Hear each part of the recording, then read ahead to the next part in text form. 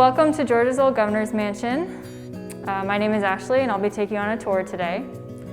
So the mansion was completed in 1839. This does actually contradict our date above our front door, which says 1838. This is simply because it took them 1 year longer to complete the mansion, so there is a small discrepancy there. But between the years of 1839 and 1868, 9 governors of Georgia served. However, only 8 actually resided in the mansion. Elizabeth Brown was pregnant towards the end of Governor Brown's term, and so Governor Johnson, who was about to come in, actually allowed the Brown family to remain here at the mansion. And so only 8 governors actually resided here during those years. Now, before the mansion was erected, the governor, his family, and the enslaved who did live and work here did live on the property. If you're facing the front of the mansion, on the far right side of the property, you'll notice some steps that kind of lead nowhere. They do serve a purpose though. Those are the original steps to the government house, which was once here on the property. This was a 2-story building that is where the governor and first lady stayed. But the state felt that the governor needed a more elaborate home, which is why the mansion was built. Now, besides the mansion, there were other structures here on the property. Through this window here, you're seeing our education building, which stands on the original foundation of Carriage House. The carriage house once stood there, and so carriages would come up from the road and then circle in to the house there. And then through this window, you're seeing Ennis Hall of Georgia College. In this back corner, which we can clearly see, is where the slaves' quarters once stood. We don't have any records about the slaves' quarters, but we do have some etchings that prove that that is where it was located. So the mansion itself is 3 floors. We are standing on the ground floor currently. And the mansion itself is made entirely out of brick. These bricks were handmade by the slaves who lived and worked here. And then just a layer of stucco was covered over them with the lines drawn in to give it that Greek temple vibe. And it was actually head architect Charles Kluski who designed the mansion in a Greek revival style. And he worked with head contractor Timothy Porter, a team of Irishmen from the north, and then the enslaved to build the mansion.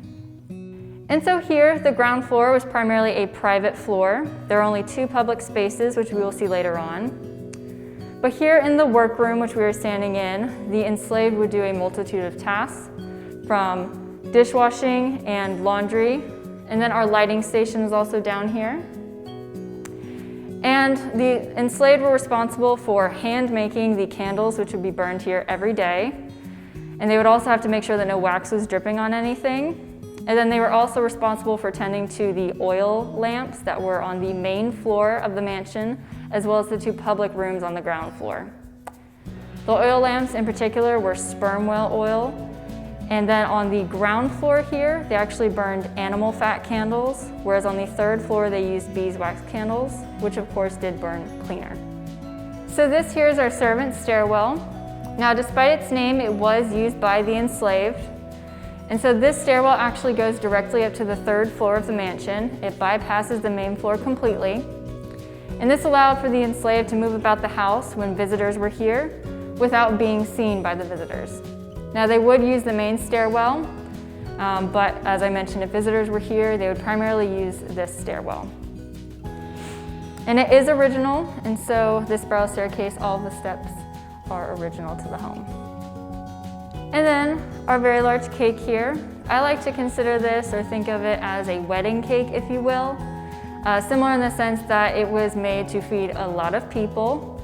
Desserts such as these would be made for levees, the grand social parties that were held here. And so they would be feeding hundreds of guests who would be attending. And so you would need a lot of food for a lot of people. We do know that it was common for governors to hire outside confectioners to help their enslaved cook make food for these levees.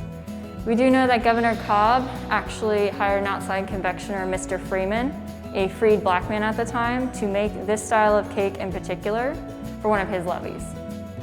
So now we're in the indoor kitchen, or the carb factory, as we like to call it here. And this is because this is where your pies and breads and cakes would be made. But then this is also where your state dinners would have been plated before being served. Now, there was an outdoor kitchen. However, this structure was wood, and so it did burn down 3 times. So we don't have many records of the outdoor kitchen. But here in the indoor kitchen, around this warming cabinet here, we have the original hearth of the mansion. So this here is the original hearth of the mansion. This entire structure, as well as these bricks, are original. Additionally, these two cooking andirons were owned by Governor Cobb. Now, the hearth was discovered in the 1970s when the mansion was actually used as residency by the president of what is now Georgia College. And so the president in the 1970s wanted to convert this room into a TV room of sorts. And there was a wall that once stood here. And so he said, tear the wall down, and then the hearth was discovered. So with the wall being up, it did help preserve the hearth and the bricks as well. We do believe that Governor Brown's enslaved cook Celia was so skilled at baking that she'd be able to place her hand right outside of the beehive oven here and tell how hot it was and if her baked goods were done or not. Additionally, there would be a warming cabinet that would be placed directly in front of the hearth. It would be lined as tin, such as this one. And so your baked goods would be stored here to keep warm until being ready to be served. So we are now standing in the steward's bedroom. Now, typically for the time period, the steward would have been a paid white male employee. However, none of the governors wanted to pay for this position out of pocket. And so they actually gave the title and responsibilities to an older gentleman of their enslaved staff. So he was the only enslaved individual to actually live directly inside the mansion. All of the others would reside in the slaves' quarters.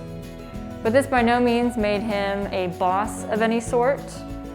The reason why he stayed inside the mansion is because his primary responsibility was the oversight of the mansion and all of its possessions within. So the steward was supposed to know who was supposed to be here, who was not, and then also keep track of the possessions and realize if anything was missing or not.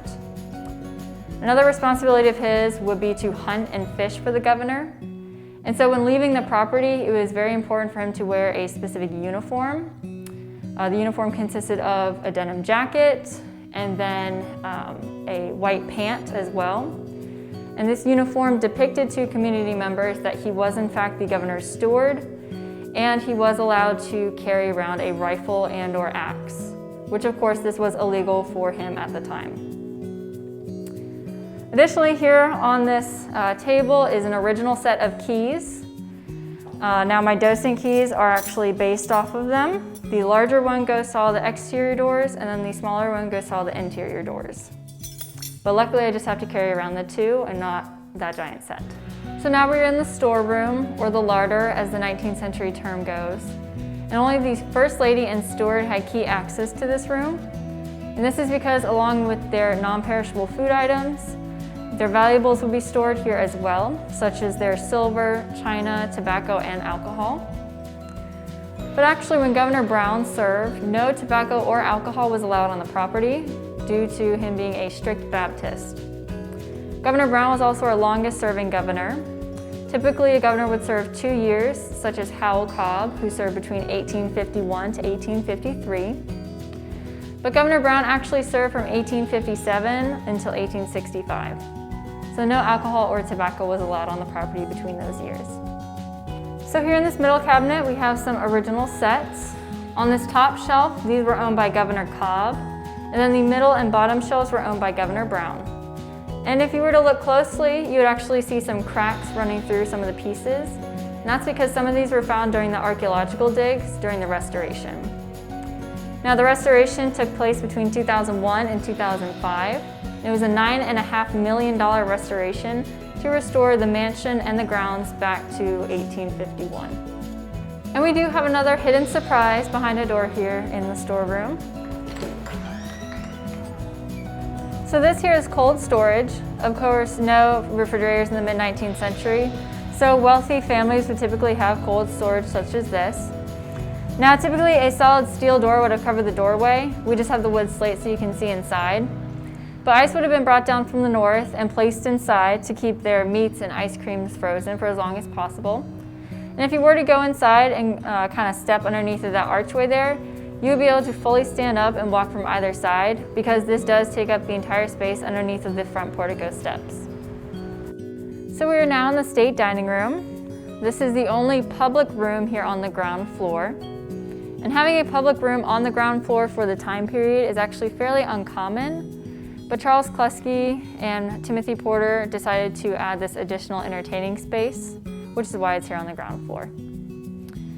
Now, state dinners would have been served buffet style, which is why the tables are aligned in this manner. And then the chairs would have been placed along the perimeter of the room as they are now. And this was to accommodate for the number of guests that would be attending. And so guests would have to sit and have their plates in their laps, or they would stand and eat, kind of like a gala dinner, if you will. And then also having the room laid out in this manner made it easier for women to walk around. Of course, women back then were wearing these large dresses, large hoop skirts that extended 3 to 5 feet sometimes. So having this open space was definitely a benefit. But the 2 warming ovens that you see are not original, however their placements are. The one closest to us has this bowl on top of it, which was actually used for potpourri or oils to be placed in it. And this helped with the smell of the room. Of course, having a bunch of food mixed with hundreds of people necessarily wasn't the best smell, so that helped.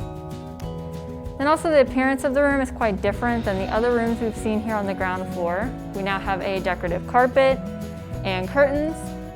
Additionally, we would have switched from the animal fat candles to the oil lamps here in this room. And also here in this space, I like to point out that all of our windows are original, as well as our doors. So all of our doors are made of pine. However, they are painted to look like mahogany, which is of course a more expensive type of wood. This door here is painted on both sides because both sides face public rooms and areas of the ground floor. Whereas the door that we came through, as well as the door further down that way, is painted only on one side to look like mahogany, which is the public-facing side.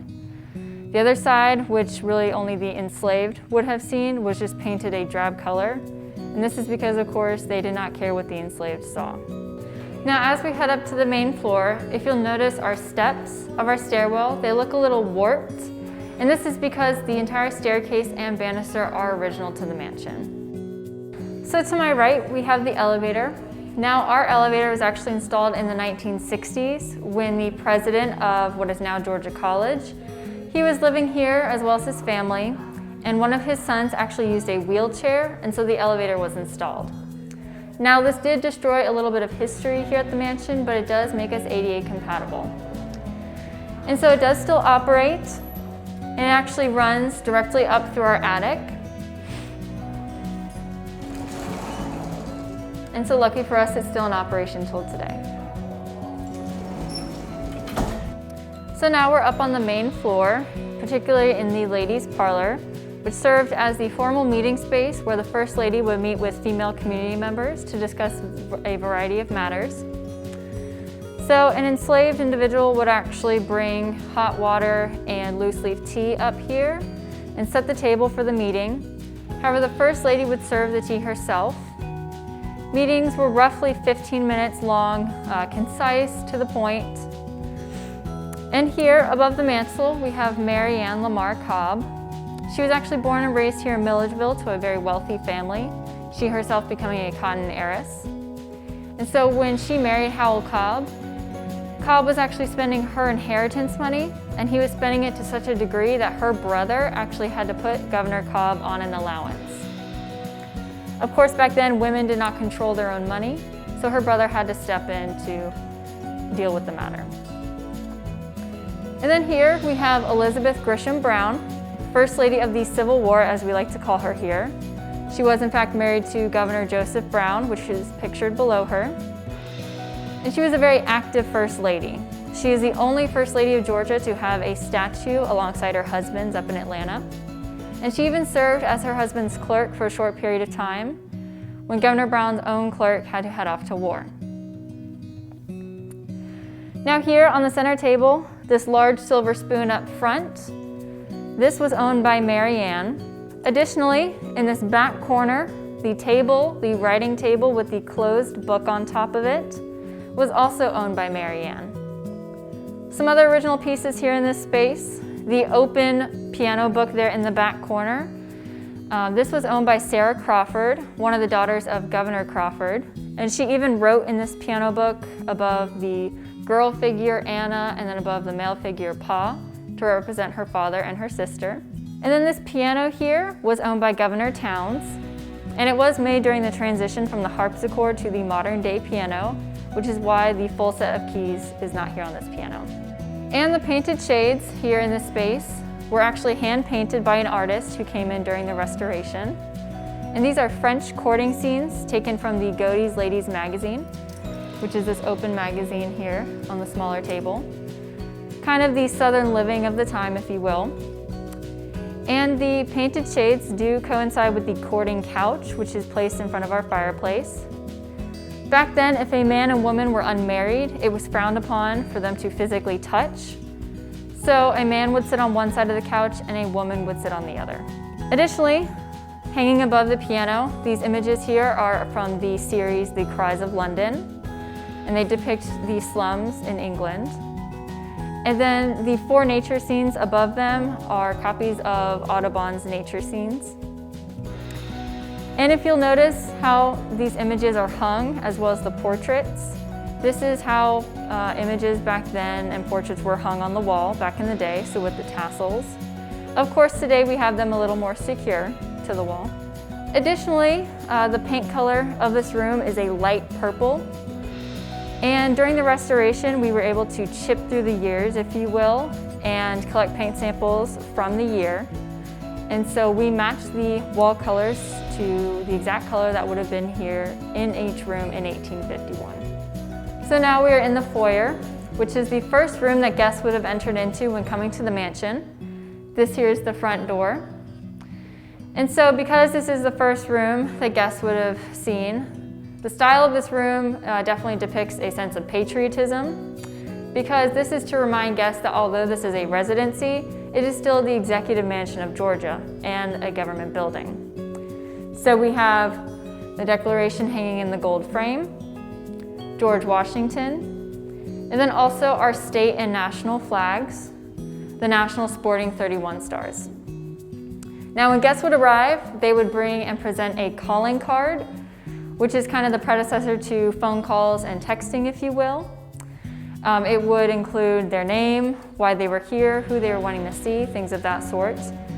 And then when a messenger boy would both live and work here when the state legislature was in session, he would sit at his messenger station and greet guests coming in, and then take the calling cards to either the governor or first lady. And the floor has an interesting story as well. So this here is a piece of the original floor cloth that was found up in the attic. The larger piece does hang in our education building.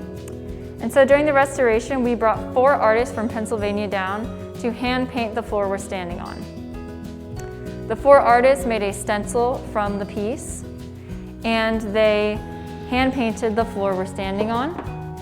The stencil really just contains the large geometric patterns. All of the individual floral patterns and then the little circles were individually done.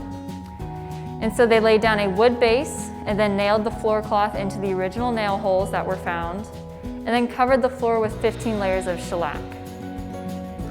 And so the 4 artists painted this floor and then the floor of the Rotunda, which we'll see later on, and it took them only 72 hours to complete both rooms. We are now in the Grand Salon, which served as the primary entertaining space here at the mansion. So when guests would arrive for the levees, guests would be entered primarily into this room. The tables and chairs would have been removed to accommodate for the number of guests, as well as allow dancing that would have been done here in this room as well. Now, if you'll notice, we have peacock and pheasant feathers present in this space, and that's because peacock feathers represent femininity, whereas pheasant feathers represent masculinity. So having them both present in this space symbolizes that it is acceptable for men and women to gather here. And if you'll remember, back in the ladies' parlor, only peacock feathers were present. So the carpet of this room also has an interesting story. If you'll notice the lines running through it, that's because we had it installed the same way it was done back in the day. So it would have been brought in these individual strips and then hand sewn together. And back then it would have been a duty of the enslaved to hand clean this entire carpet. So the enslaved would have to tear up each individual strip, hand clean it, and then sew it all back together. We were able to reach out to the company who manufactured the original carpet, and they provided us a copy of the record of the carpet they originally installed. And so this exact color scheme and pattern is what was here in the Grand Salon in 1851. Now these two red couches here were owned by Governor Lumpkin and used in Government House. And these two red rocking chairs were owned by Governor Brown and have been passed down through the Brown family. Additionally, the two black marble fireplaces you see are original to the house. They were hand carved in Italy, shipped across the Atlantic to Georgia, and then sailed up the river here specifically for the Executive Mansion. Now the portraits you see here in this space, on the far wall we have Governor Howell Cobb. As I mentioned, he did like spending money, and so he spent quite a deal of time here entertaining in this space. Then the dark portrait there is an original, and it is of Governor Herschel Vespasian Johnson. He was very involved in the Compromise of 1850, and he did believe in women's education. But do take that with a grain of salt. He only supported women's education because he believed it made them better wives and mothers. To the left of Governor Johnson, we have Governor George Crawford, father of Sarah Crawford, whose music book we saw back in the parlor. And he was Georgia's only Whig governor, Whig being the predecessor to the modern-day Republican Party.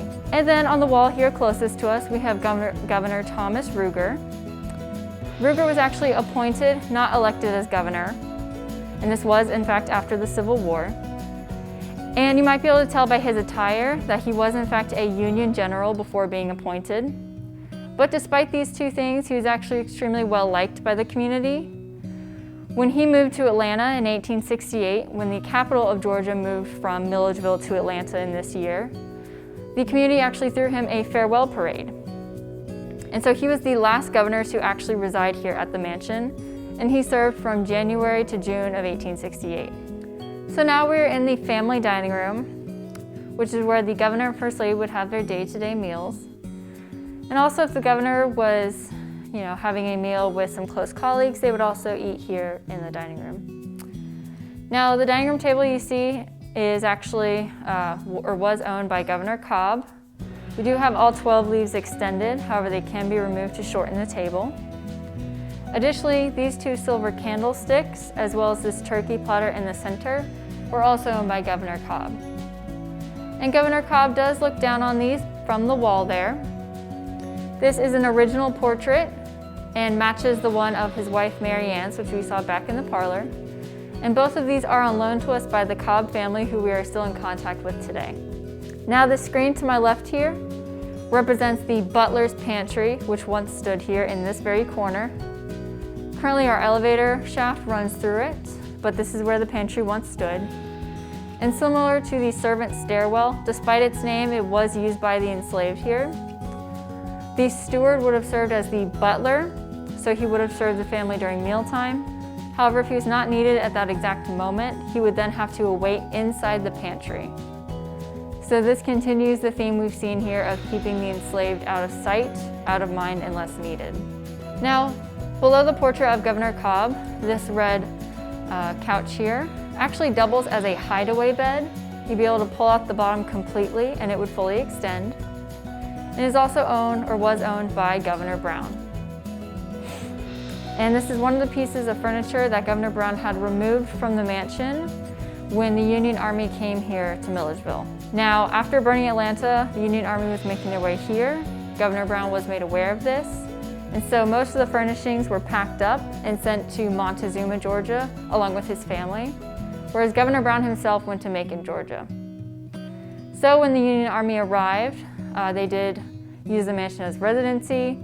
And actually we have a small image of General Sherman to coincide with this story, because General Sherman actually spent his one day and one night here in the mansion in this very room. He slept here in this room and planned out the rest of the march to the sea with his other generals. Now, besides of course destroying the armory and also holding a mock funeral for Governor Brown, not much damage was done to the mansion or the town. Milledgeville is kind of a rest and resource stop for the Army. And so it's actually after the Army left that Milledgeville locals came and looted the mansion, and they were going through the rest of the furnishings that were left behind. Governor Brown was of course not pleased when he returned and found out that this had happened. Now the other portraits here in this space, above the cellarette we have Governor Jenkins, and then above the sideboard we have Governor George Washington Bonaparte Towns. He did in fact remove Bonaparte from his name once entering politics. He did not want people to associate him with Napoleon. And he's also the owner of the piano that we saw back in the parlor. So now we're in the governor's office. This was his private home office, although he did have a secondary one located in the state capitol building across town. It currently houses Georgia Military College, and so you can go visit it today. And so over at the state capitol building, he had his secondary office, but here he would share this office space with his clerk or secretary. These terms are interchangeable. And the clerk would help assist him in his day-to-day tasks and lived and worked here when the legislature was in session. On this 1847 map of Georgia here above the bookshelf, the image on the right side actually depicts the state capitol building, and then the image on the left side of the map is actually the earliest known image of the executive mansion. And the desk you see behind me is actually Governor Brown's original desk. Now, given that he was governor during the Civil War, any documents pertaining to Georgia's role and involvement in the Civil War did pass across this very desk. Additionally, this red cushioned chair here was also owned by Governor Brown, and it does recline and still reclines to this day. And the bust you see behind the chair is actually of Governor Brown himself. You might notice that part of his nose is missing, which is why we like to refer to it as the Brown Sphinx here at the mansion. And that's because some children in the Brown family thought it would be fun to roll it down a hill, and so that's why part of his nose is missing. Additionally, to the left of the secretary, we have an image of President Buchanan's cabinet. We have it here because the man on the far left is Howell Cobb. Cobb did aspire to become president, although this never happened. After serving as governor, he did serve as Secretary of the Treasury under Buchanan. Now we're in the Rotunda, which is the heart of the executive mansion. And this served as a waiting room, if you will, when visitors were coming to the mansion, particularly male visitors who were wishing to see the governor, whose office is to my right here. And this room is also where the governor and first lady would greet guests who were coming to attend their levees.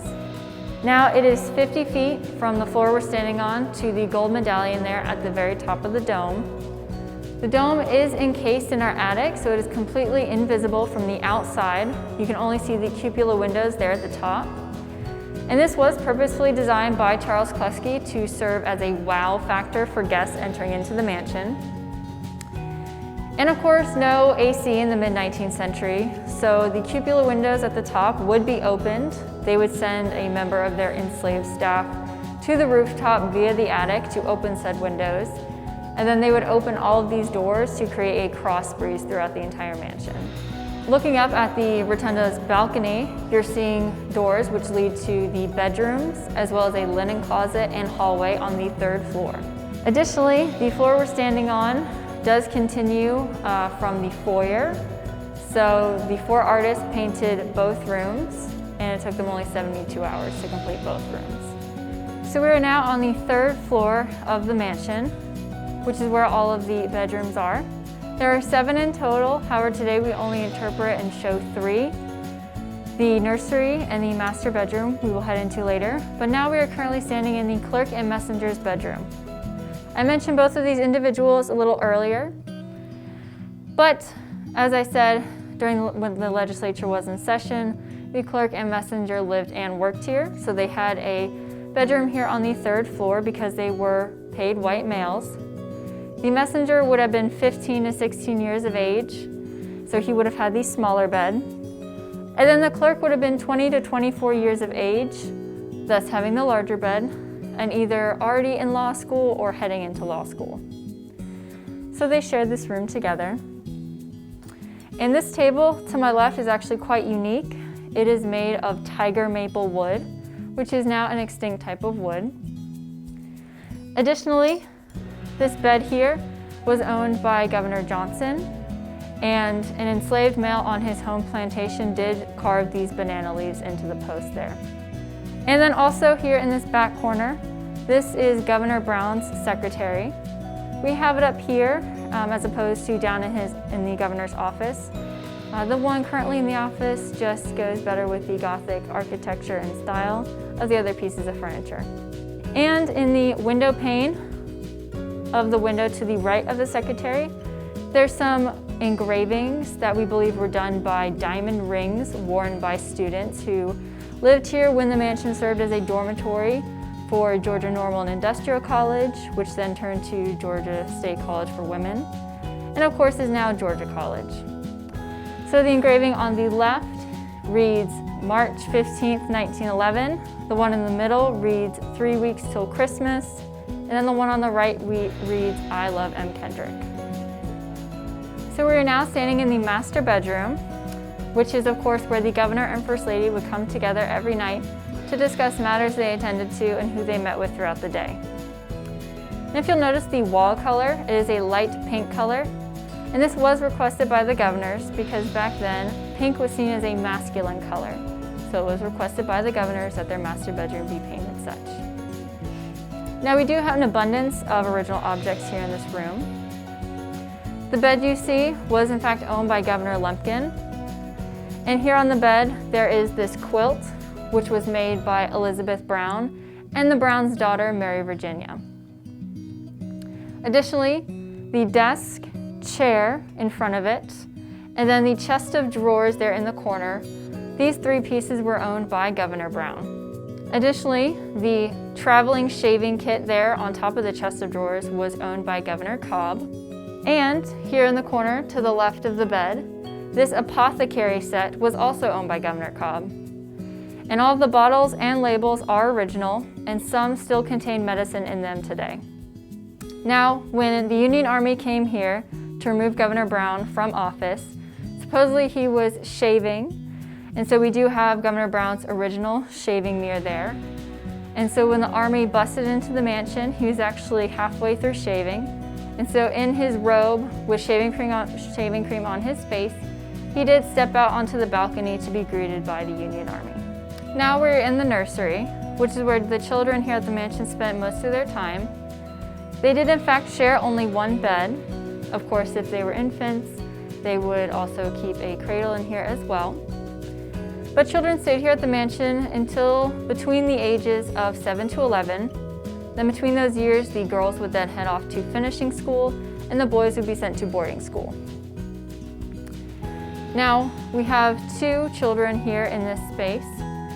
Here we have Andrew Jackson Cobb, and then we have Mary Virginia Brown. Now, Mary Virginia actually had a bride and groom doll set. We actually have Jack Jones, which was her groom doll. Sadly, we do not have his bride, Sue, with us. But as most young girls do, when they have a bride and groom doll, she wanted to have them wed. But she went a little above and beyond. She invited the local Baptist minister here in Milledgeville to come to the mansion to officiate the doll wedding. Now, news did spread, and so it actually turned out to be quite a party in witnessing the doll wedding. And so we actually recreate this doll wedding here every spring here at the mansion. We, of course, have the doll wedding, and then we also have food, refreshments, and then 19th century lawn games as well. Now here on the bed, we have a reproduction nursemaid uniform, which the nursemaid would have been an enslaved woman who would have tended to the children and also seen out in public with the First Lady and children, which is why her uniform resembled the appearance of the First Lady. We do know that the Browns' nursemaid was Emma, and Emma was actually the daughter of Celia, who was their enslaved cook.